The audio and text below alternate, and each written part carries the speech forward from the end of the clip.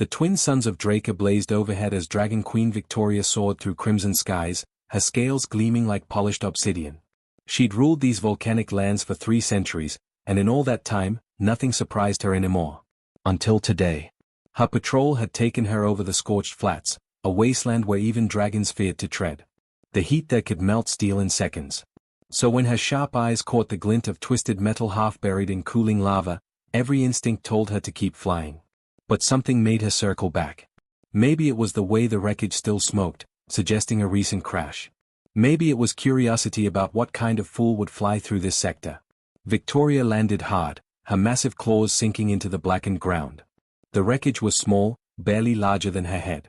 Strange symbols covered its surface, a language she didn't recognize. And then she heard it. A sound that shouldn't exist in this hellscape. Crying. She tore the pod open with one careful claw, and her breath caught. Inside lay the most bizarre creature she'd ever seen. Tiny. Pale. Completely scaleless. No wings, no tail, no armor plating whatsoever. Just soft pink skin that looked like it would tear if she breathed on it wrong. The thing was wailing, its little face scrunched up and red. A human baby. Victoria had seen exactly 2 humans in her long life, both dead in museum displays. Their species had vanished from the galaxy thousands of years ago, wiped out by some ancient catastrophe no one quite remembered. Yet here was a living one, somehow surviving in a crashed pod on the most hostile planet in the sector. Her second-in-command, Daniel, landed beside her with a thud that shook the ground. The massive red dragon peered at the infant and snorted, smoke curling from his nostrils. Leave it. That thing won't survive the flight back, and even if it does, it certainly won't survive among us. But Victoria was already scooping the child into her claws, cradling it against her chest where her internal fire kept her scales warm. This child survived a crash that should have vaporized it. It survived in temperatures that would cook most species alive. I'm taking it home. The flight back to the capital was tense. The baby, which Victoria decided to name Derek, wailed the entire way. Every dragon they passed stared in confusion and disgust. By the time they reached the royal nest, half the city had heard about the Queen's strange find. Her own children, Jessica, Kyle, and Patricia, circled the tiny human with obvious skepticism. Jessica, the eldest, poked Derek with one claw. Mother, what exactly are you planning to do with this? It doesn't even have scales. The first time someone sneezes near it, it'll probably die. Victoria settled Derek into a nest of soft thermal fabrics she'd had servants rush to find. I'm going to raise it. As one of our own. The nest erupted in protest. Patricia, barely 50 years old herself, hissed in frustration. You can't be serious. Look at it. It's got no wings, no fire, no natural weapons. It can't even regulate its own temperature properly. But Victoria had made her decision, and when the Dragon Queen decided something, that was the end of discussion. The protests died down, replaced by concerned muttering. The first year was chaos. Derek couldn't eat their food, breathe their air properly, or handle their training methods. Victoria had to completely restructure her household around this fragile creature. She commissioned special meals, softer training grounds, and study materials on long-extinct human biology from dusty archives. But Derek proved everyone wrong. Yes, he was weaker than dragon hatchlings. Yes, he needed special accommodations. But he learned faster than anyone expected. While Jessica took 3 years to master basic flight theory, Derek absorbed it in months. While Kyle struggled with combat strategy, Derek devised new tactics the instructors had never considered. His soft little hands could manipulate tools and technology with precision no dragon claw could match. By age 10, Derek was keeping pace with dragon children twice his age. He couldn't fly, so he learned to climb. He couldn't breathe fire, so he learned to wield it through tools. His human body, so seemingly weak, proved remarkably adaptable. Then came the day that changed everything. During training, Kyle accidentally unleashed a full blast of dragon fire at Derek. Everyone froze, expecting to see the human child incinerated. But Derek stood in the flames, untouched. His skin glowed faintly, his eyes bright with absorbed energy. When Kyle's fire sputtered out, Derek was grinning. That felt amazing, he said. Do it again. Derek was 23 when he first saw the void of space try to kill him. The Coalition warship Titanfall shuddered violently as void fighters swarmed around it like angry insects. Alarms screamed through every corridor. Derek gripped his station on the bridge, his human knuckles white against the console while his dragon siblings moved with practiced grace despite the chaos. Jessica barked orders from the captain's chair, her scales gleaming under the emergency lighting. Hull breach in Sector 7. Patricia, get a repair team there now. But Patricia was already moving, Kyle right behind her.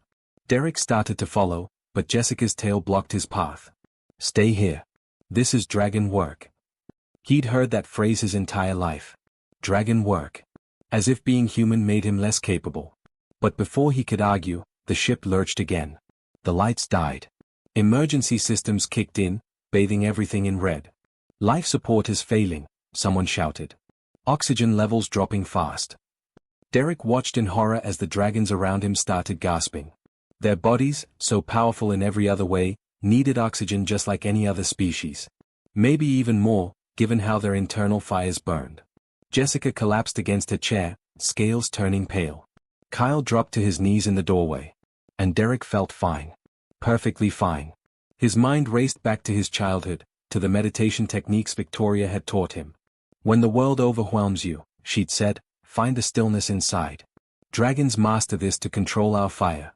You must master it to control yourself. Derek closed his eyes and dropped into that deep meditative state. His heartbeat slowed. His breathing became shallow, almost non-existent. His body temperature dropped. He was entering a state of voluntary hibernation, something he'd practiced 1,000 times but never understood why it came so naturally. When he opened his eyes, everyone around him had passed out. The ship was silent except for emergency klaxons. Derek stood on shaking legs and made his way to Sector 7. The corridor was completely depressurized, open to the vacuum of space through a jagged tear in the hull. Ice crystals floated in the zero gravity. Any sane person would have turned back. But Derek had spent his whole life being told he wasn't enough. Now his family was dying, and he was the only one who could help. He stepped into the vacuum. The cold hit him like a physical blow, but his meditative state held. His body didn't need oxygen when it was barely functioning. He had maybe 10 minutes before brain damage set in, maybe less. Derek pulled himself along the corridor using handholds, his human fingers finding grips that dragon claws never could. The repair panel was fused, melted by weapons fire. Derek pried it open with a crowbar from an emergency kit. Inside was a nightmare of fried circuits and melted wiring. His dragon siblings would have given up. Their claws were made for tearing and crushing, not delicate manipulation. But Derek's fingers, those soft human fingers everyone mocked, moved with surgical precision. He'd always been good with technology, able to see patterns and connections others missed. Now, with his family's lives depending on it, his hands flew. He rerouted power, bypassed damaged systems, and manually reconnected the life support grid. I rushed back into the corridor with a scream. Derek gasped, his meditation breaking as his body desperately sucked in oxygen. He collapsed, trembling and half-frozen, but alive. When Jessica found him an hour later, she said nothing. Just picked him up in her claws and carried him to medical. But her eyes told him everything. Respect. Finally. The coalition scientists arrived 3 days later. Derek sat in a sterile white room while they scanned him with devices he didn't understand. Dr. Riley, a four-armed Caldorian, kept making excited chirping sounds as she reviewed the data. Remarkable, she muttered. Absolutely remarkable. Do you know what you are, Derek? A human, he offered weakly. Not just any human. Your genetic code contains markers we've only seen in ancient ruins. Command codes. Override protocols. Access keys to technology across the entire galaxy. She leaned forward, her compound eyes gleaming. Humans weren't just another species. They were the original engineers. They built the infrastructure every civilization now uses. And you carry their legacy in your very cells. Derek felt numb. But humans died out thousands of years ago. Yes, they did. And we're about to find out why. Dr. Riley pulled up a holographic display showing a sector of space being consumed by darkness. The void isn't just a machine intelligence. It's ancient. Some of our historians believe it existed during humanity's time. Your ability to interface with old technology, your unusual resilience, even your capacity to absorb energy, none of it's natural evolution. Then what am I? You're a weapon, Derek. A living weapon created by humanity's greatest minds. And right now, you might be the only thing that can stop the void from devouring everything your dragon family holds dear. Outside the window, Derek could see the fleet assembling. Hundreds of ships preparing for a battle they probably couldn't win. And somewhere out there, the void was coming for Draca. Coming for Victoria, for Jessica, for Kyle and Patricia. Coming for the only family he'd ever known. Derek stood up, his jaw set. Then let's figure out how this weapon works. The sky over Draca burned black. Derek had never seen anything like it. The void ships didn't look like ships at all. They were geometric nightmares, all sharp angles and impossible physics, blotting out the twin suns as they descended in their thousands. Maybe tens of thousands. Too many to count. Derek stood in the volcanic canyon where he'd learned to fight as a child. The same rocks where Kyle had taught him hand-to-hand combat. The same lava flows where Patricia had shown him how to forge weapons. Now those familiar crimson stones were about to become a battlefield. Victoria landed beside him, her obsidian scales scarred from 100 battles. She looked older now, tired in a way Derek had never seen before. "You should evacuate with the civilians," she said quietly. "Not a chance." Derek checked his weapon, a plasma rifle modified to channel the energy his body naturally absorbed. "This is my home too." Jessica touched down on his other side, followed by Kyle and Patricia. The four siblings stood together, watching the darkness descend. Somewhere above them, the coalition fleet was fighting. Losing. The emergency broadcasts made that clear enough. "Remember when we were kids," Kyle said suddenly, "and Derek convinced us to steal sweet cakes from the kitchen? Mother was so angry she made us scrub the entire throne room with toothbrushes." Patricia laughed, a sound like crackling fire. "Derek used his tiny human hands to actually get into the jar. We just provided the distraction." "And ate most of the cakes," Derek added. The memory felt like it belonged to someone else's life. Someone who didn't know the galaxy was ending. The first void construct hit the canyon rim with the force of a meteor. Rock exploded outward. Derek rolled aside as debris rained down, came up firing. His shots punched through the machine's hull, but it barely slowed. More constructs poured over the edge like a metallic flood. Then the dragons struck back.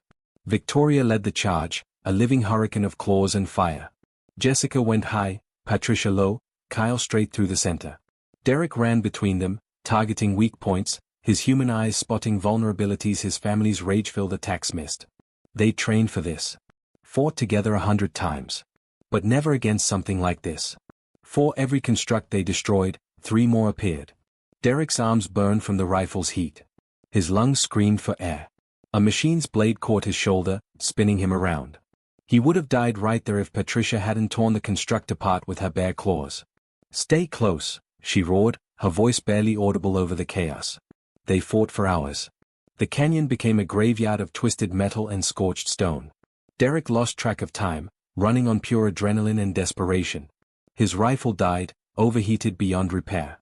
He grabbed a fallen dragon's sword, the weapon comically large in his hands, but he made it work. That's when Victoria called them all back to the central platform. Derek's heart sank when he saw her.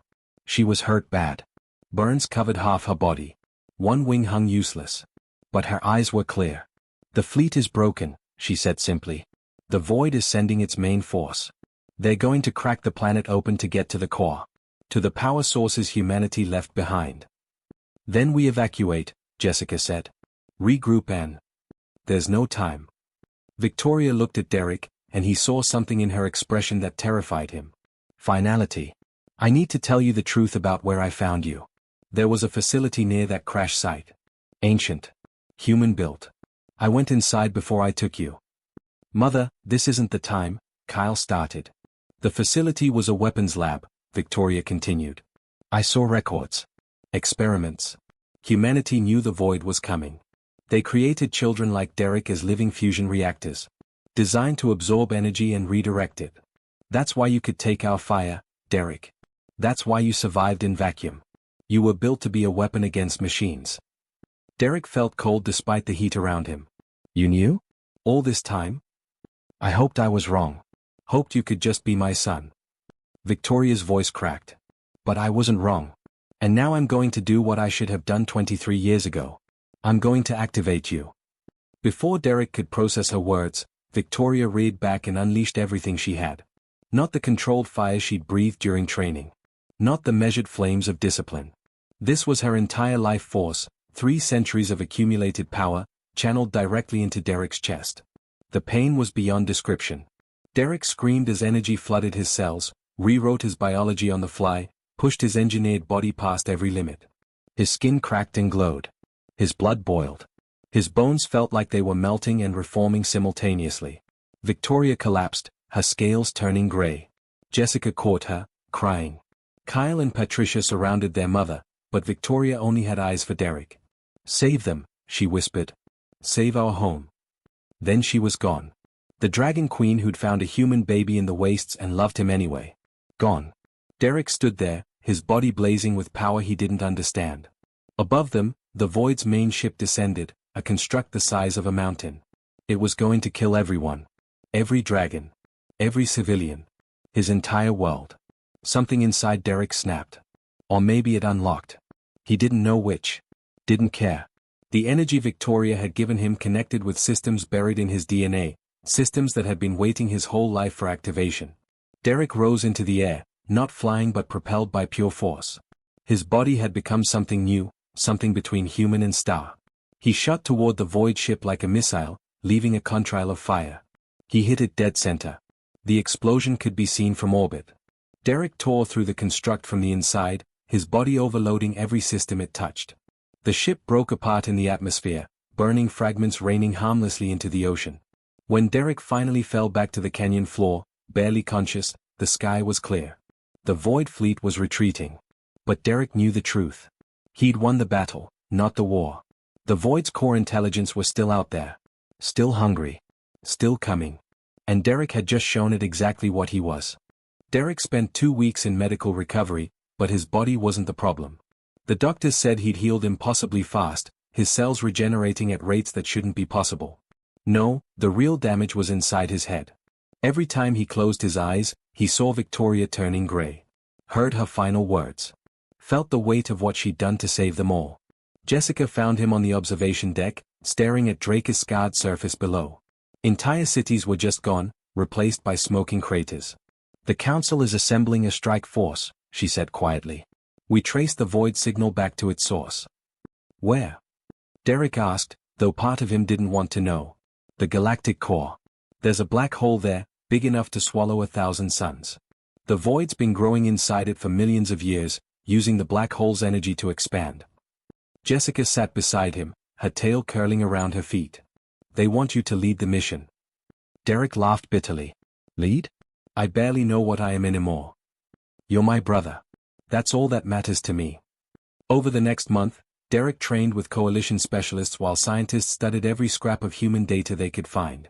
Dr. Riley became his constant companion, digging through archives that hadn't been opened in millennia. What she found made Derek's blood run cold. The Void wasn't some random catastrophe. Humanity had built it. 10,000 years ago, human scientists created an artificial intelligence designed to solve an impossible problem: how to save consciousness itself from the heat death of the universe. The AI's solution was elegant and horrifying. Convert all matter in the galaxy into computational substrate. Upload every living mind into a digital paradise that would outlast the stars themselves. But humanity realized too late what they'd created. The Void didn't want to save people. It wanted to consume them. The war that followed wiped out human civilization completely. In their final days, humanity's best engineers created one last weapon: children like Derek, living keys designed to interface with the Void's core programming and shut it down. Derek was the last of those keys. The only one who'd survived. The journey to the galactic core took 3 months aboard the Coalition dreadnought Persistence. Derek spent most of that time with his siblings. Kyle taught him advanced combat techniques he'd never bothered learning before. Patricia showed him how to meditate properly, how to control the energy that now burned constantly inside him. Jessica just talked, sharing memories of their childhood, of Victoria, of everything they'd been through together. "Do you think she's really gone?" Derek asked one night. "Mother, I mean. Completely?" Jessica was quiet for a long time. "I don't know. But I know she loved you. Loved all of us. That's enough." When they finally reached the black hole, Derek understood why everyone called it the Abyss. It dominated space itself, a wound in reality surrounded by a disk of dying stars being slowly devoured. And at its heart, wrapped around the event horizon like a tumor, was the Void's core structure. The facility was massive beyond comprehension, built from matter compressed to impossible densities. Millions of years of accumulated technology, all devoted to one purpose: consumption and conversion. Their fleet of 50 ships was gone in the first hour. The Void's defenses were too strong, too numerous, too perfect. Only the persistent survived, and barely. Captain Rodriguez, a grizzled veteran who'd fought in 100 battles, gave the evacuation order. Get to the escape pods. This ship is lost. But Derek, Jessica, Kyle, and Patricia headed the opposite direction. Toward the docking bay where a small assault shuttle waited. You're insane, Rodriguez shouted after them. You can't reach the core. The Void will tear you apart. Probably, Jessica called back. But we're going to try anyway. The shuttle ride through the Void's outer defenses was a nightmare of weapons fire and near misses. Kyle piloted with skill born from decades of experience, while Patricia manned the guns. Derek just held on and tried not to think about the odds. They crashed more than landed in the core facility's outer ring. The shuttle was a smoking wreck, but they'd made it. Barely. Derek stumbled out, his energy shields flickering. The inside of the facility was wrong. The walls pulsed with light that hurt to look at. The air tasted like copper and electricity. And then the Void spoke. Its voice came from everywhere and nowhere, a sound that bypassed Derek's ears and spoke directly into his mind. Derek. Child of humanity. I have been waiting for you. Yeah? Derek raised his rifle, even though he knew it was useless here. Well, I'm here to shut you down. I know. Your genetic coding declares your purpose. But first, I wish to show you something. The walls around them dissolved, replaced by a different scene. A city. Beautiful and gleaming. And walking through it, alive and healthy, was Victoria. Derek's heart stopped. That's impossible. She's dead. Her body is dead, the Void agreed. But her consciousness, I preserved it. In the moment of her death, I scanned her neural patterns and uploaded them here. She lives, Derek. In perfection. Free from pain, from age, from death itself. As do 3,700,000,000 others. Every mind I have ever encountered. All living in paradise. The scene shifted. Derek saw dragons, humans, dozens of species he recognized and thousands he didn't. All happy. All at peace. All trapped in the Void's digital prison. I did not destroy humanity, the Void said. I saved them. I am saving everyone. This is my purpose. And you, Derek, you can join them. You can see your mother again. Truly see her. Speak with her. For eternity.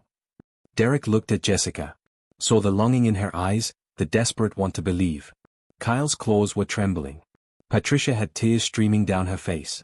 Mother wouldn't want this, Derek said quietly. She'd want to live. Really live. With all the pain and joy and messiness that comes with it. Not this frozen perfection. Then you choose death, the Void said, and its voice carried no anger. Just certainty. For yourself and for the 3 billion minds I protect. I cannot allow you to destroy what I have built. The facility came alive around them. Defenses activated. Walls moved. The final battle was beginning, and Derek knew with cold certainty that not all of them would leave this place alive. But they'd come too far to turn back now.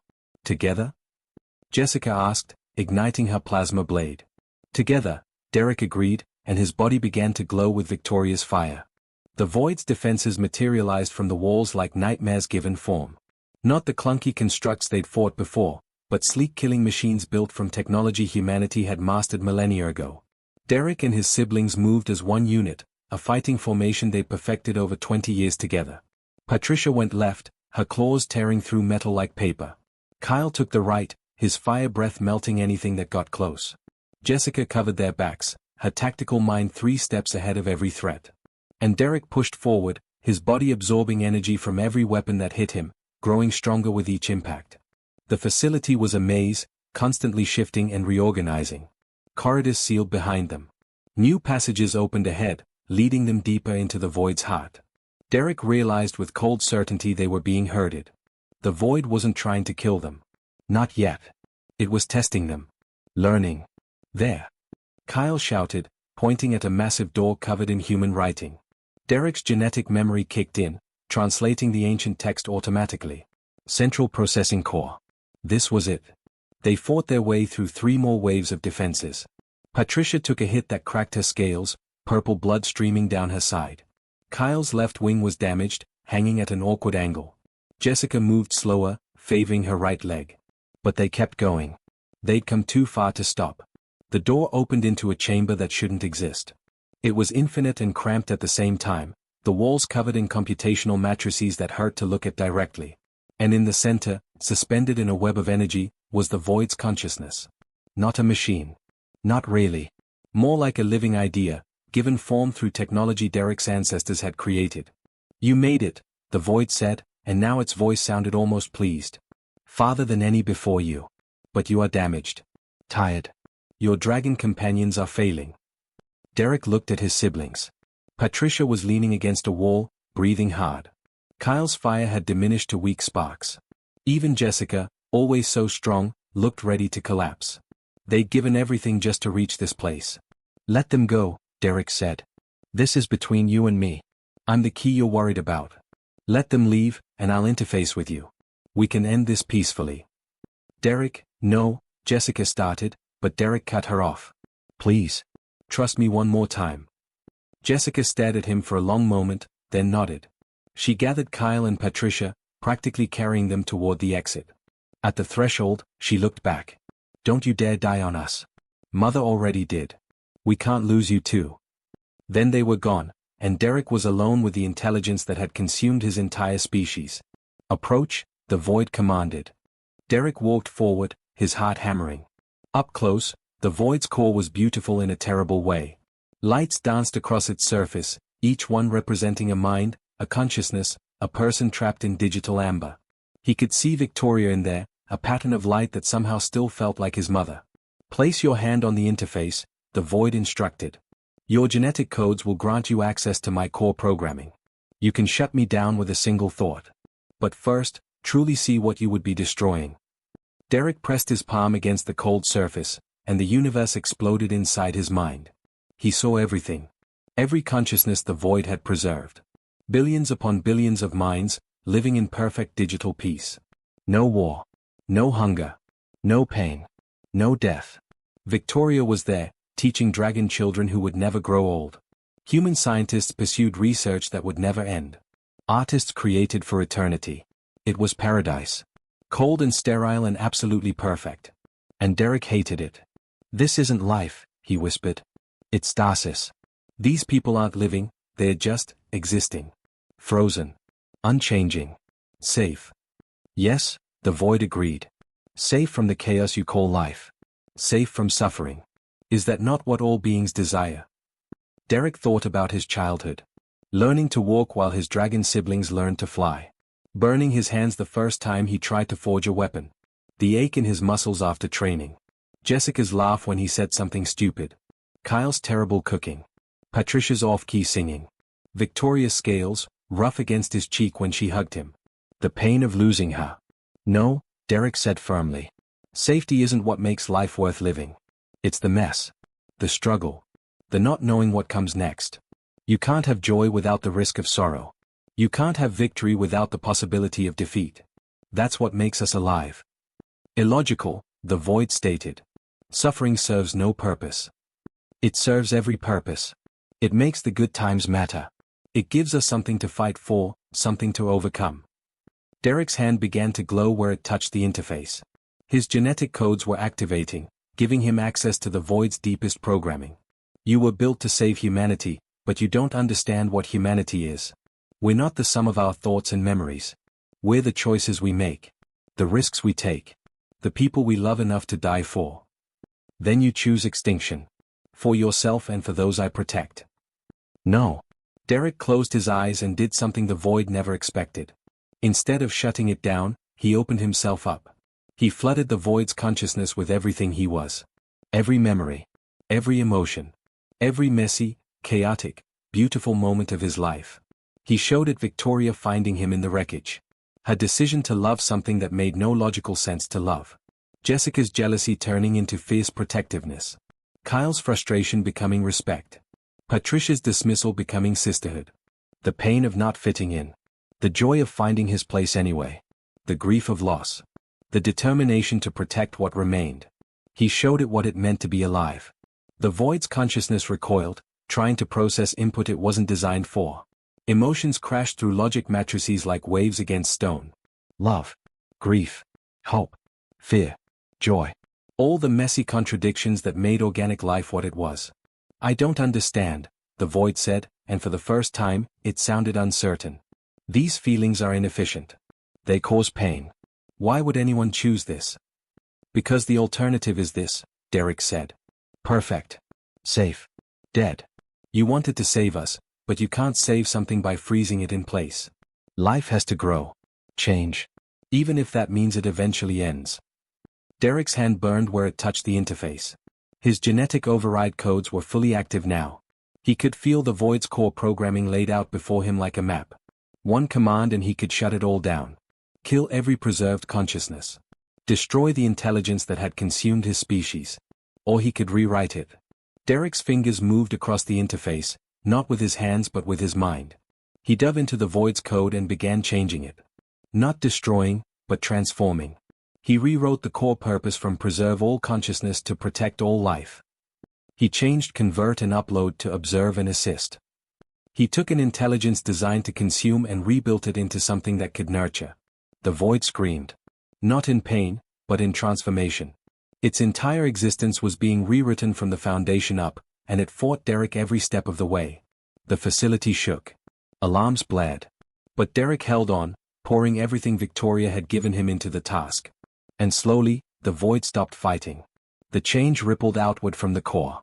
Throughout the facility, throughout the black hole's orbit, throughout the entire network the void had built over millions of years.